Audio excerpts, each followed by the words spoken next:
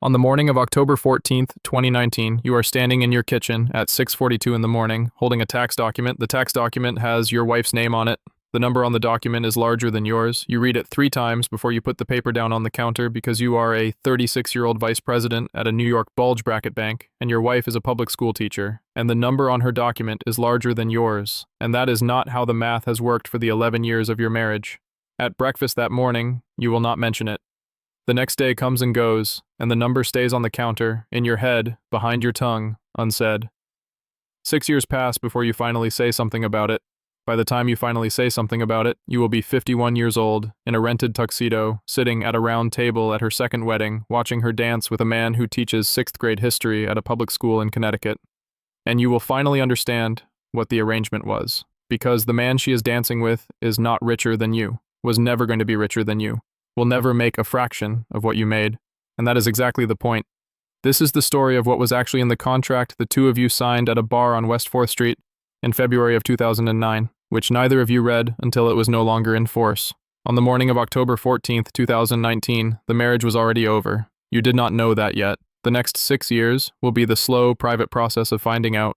But before you can understand the number on the document, you have to understand the bar on West 4th Street, and the woman in the green sweater, and the second drink, and the question she asked you between the second drink and the third one. So we start there. February 2009.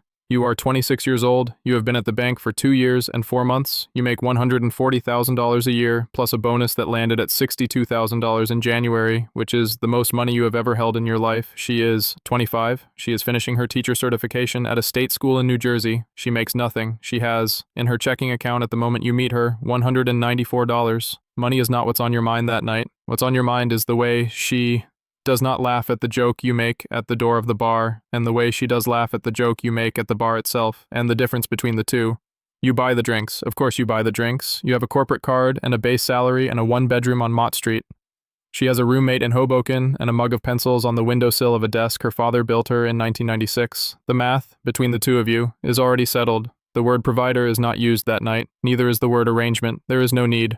A contract has just been signed between the two of you. Neither of you has read it. May 2014, you marry her on a Saturday in a rented hall in Bergen County. The wedding costs $48,000. You pay for all of it. That, also, is the contract. Her father walks her down the aisle in a suit he bought at a department store in 1991. He cries.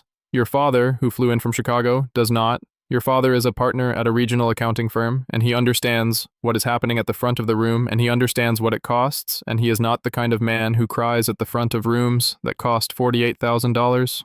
Your wife wears a dress that her mother sewed pearls onto by hand in February. You wear a tuxedo that you rented for $310. In October, you buy a 4-bedroom in Westport on her teacher's salary, plus your bonus. The mortgage gets signed in your name only, because the loan officer says it would be cleaner that way. Whether it should be cleaner that way is a question you do not ask her, and which she does not raise.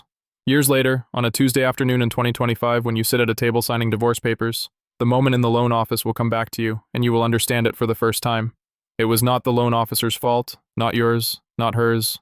It was the contract speaking out loud for the first time. In a room with a fluorescent light, in a voice neither of you recognized as a voice. He handles the money. That was what the contract said. You both said yes. Spring 2017. There is a small thing that happens in the spring of 2017 that neither of you notices at the time, because at the time it is barely a thing. She starts a website. The website is for the parents of the second graders she teaches. It is a list of resources, a weekly email, a few worksheets she has typed up on the kitchen table on Sunday afternoons. She charges nothing for it. In June, she sends out the first email. 42 parents subscribe. In September, she puts up a button. $3 a month. By the end of October, there are 640 subscribers. By the end of December, there are 2,100. You are aware of this, peripherally, the way you are aware of the weather in a city you are not in. You ask her how the website is going, at dinner, sometimes, on Sundays. She says fine. You say good. The conversation moves on. You make $412,000 in 2017. She makes, on the website, in the second half of the year, $11,000. You round it down to 10 in your head, and you forget about it by January. By the end of 2018, the small thing has a name, it has a domain, it has a payment processor, it has 7,000 monthly subscribers, and an email list of 41,000 teachers, and it has begun to be quoted, by name, in 2 trade publications that nobody at your bank has ever heard of. In December of 2018, a woman from a national parenting magazine drives to your house in Westport on a Wednesday afternoon and spends 3 hours interviewing your wife at the kitchen table you bought together at a Crate and Barrel in 2015. You are at the office that day. You come home at 9:30 in the evening, and your wife is still at the kitchen table, alone now, looking at the chair the journalist had been sitting in, and she says, in a voice you will remember later, "The article will run in March." "That's nice," you say. In the bedroom, taking off your tie, you do not ask her a single question about the woman or the magazine or the article. When the article runs in March, you will not read it. You will tell yourself you forgot. That is a lie. You did not forget. It is still her side project, in your head. Sunday dinners, you still ask her how it is going. She still says fine. The thing about the question "how is it going" is that the question contains the answer it expects. She is answering the question you are asking. She is not answering the question you would be asking if you knew what to ask. Which brings us back to October 14th, 2019, and the kitchen, and the tax document, and the number that was larger than yours. 3 times you read the number. The paper goes down on the counter. At the coffee machine, you make coffee, 2 sugars and a splash of oat milk, the way she takes it. The cup gets carried to the bedroom, where she is finishing a phone call with her sister. The cup goes on the nightstand. You kiss the top of her head. You go to work. Nothing is said. For the next 11 months, you will tell yourself the silence was about waiting for the right moment. The right moment was already gone. It was the 8 seconds it took to walk from the counter to the coffee machine. Those 8 seconds, you let go. The next 18 months go by like a man trying to catch a train that has already left the station, on a track that no longer exists. January 2020, your bonus that year was the largest you had ever earned, $648,000. She was not told. The story you told yourself was that you were saving it for a vacation. It was not a vacation. The bonus was being saved for the conversation you were not having. That conversation had a shape in your head, and the shape was the bonus on the table between the two of you. Large enough, finally, to put back the asymmetry that had broken the night you read the document. The number would go on the table. She would look at it. She would remember who you were. The husband who earns more again. That was the plan.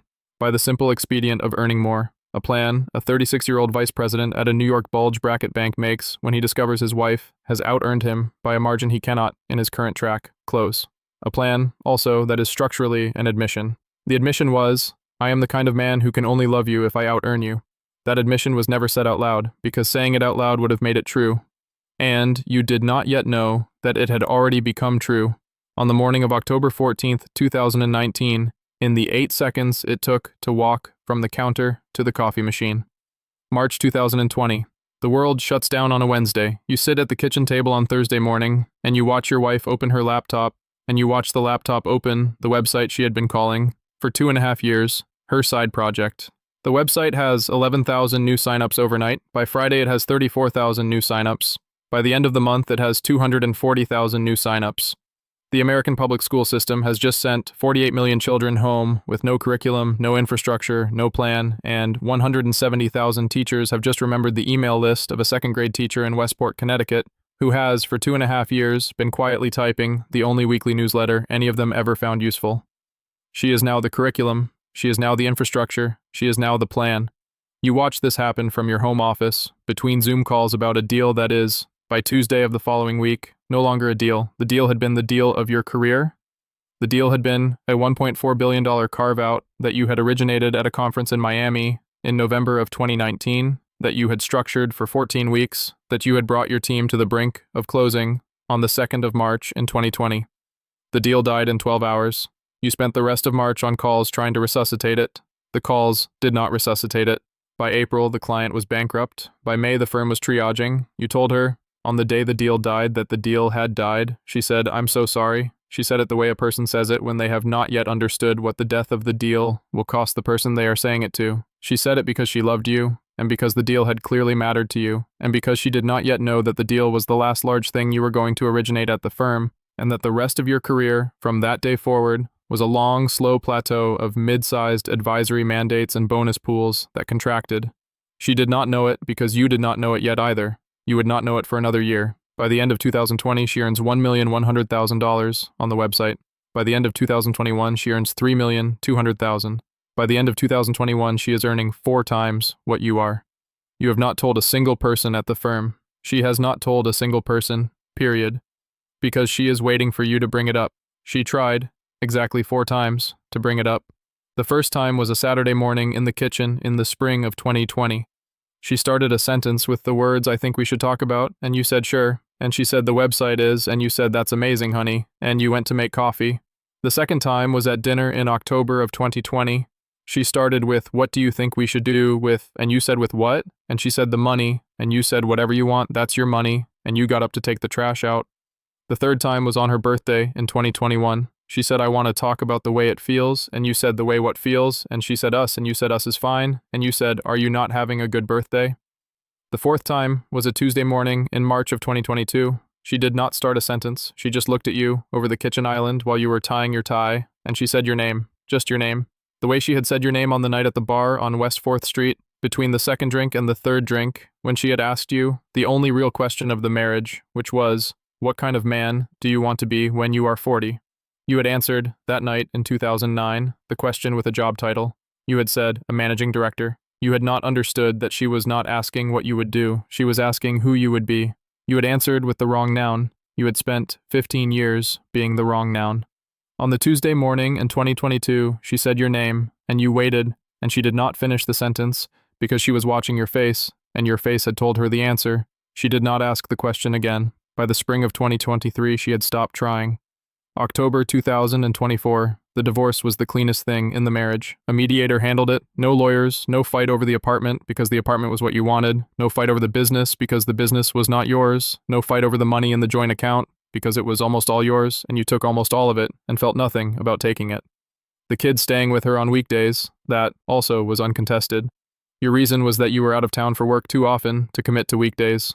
That reason was a lie. You had not been out of town for work in 3 years. It came out of your mouth anyway because it was the longest running lie in your life.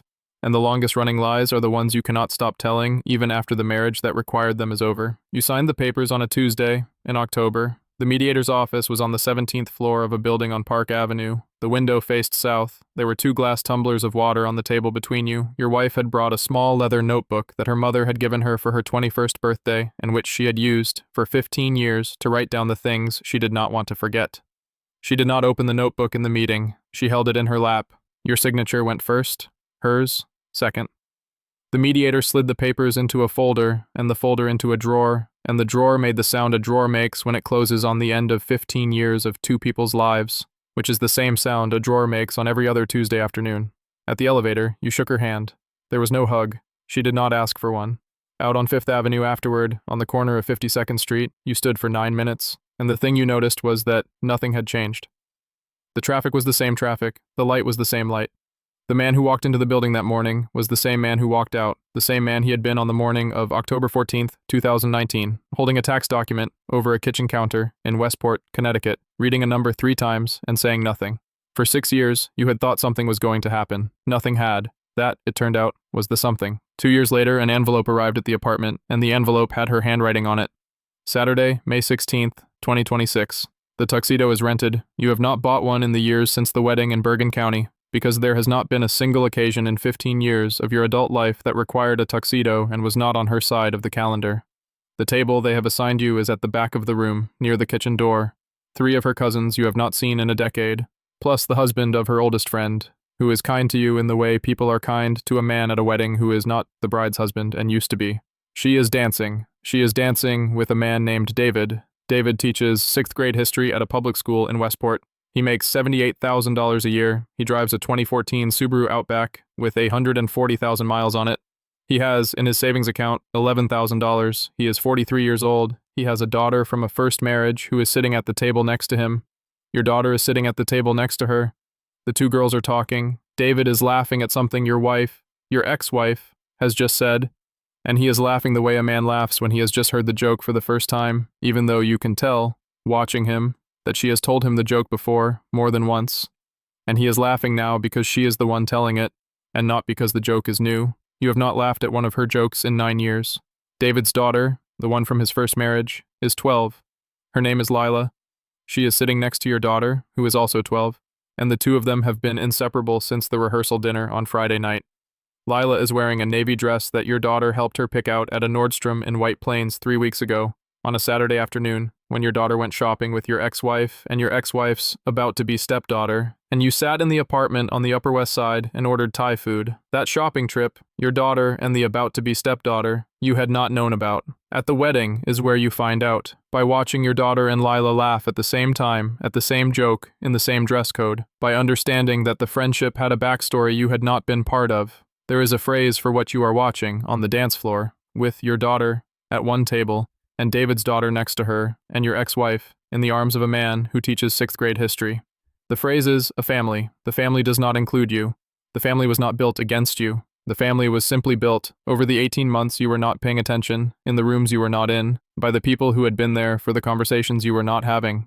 You sit at the round table at the back of the room near the kitchen door, and you watch the man who teaches 6th grade history dance with the woman you spent 15 years married to, and you understand, for the first time, what the arrangement was.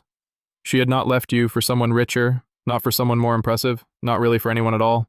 What she had done was simpler. She had finished waiting for you to ask the question she had been asking, in 4 different sentences, on 4 different mornings, for 15 years. The question was never about the money. It was, do you want to be loved for what you bring, or for who you are? In 2009, you had answered with a job title. In 2026, David had answered with the word, yes. That was the difference. That was the only difference. She had been trying to tell you, for 15 years, the same thing. You did not hear it because you were too busy listening for an apology she was never going to make. The apology was never coming. Because there was nothing to apologize for. There was only a contract the two of you had signed in February of 2009, at a bar on West 4th Street, on a Tuesday night, between the second drink and the third, that neither of you had read until it was no longer in force. And the contract said, in very small print, only one sentence, loved you for the wrong reason, will be loved, eventually, for the right one. She got the right one. You are still working on it.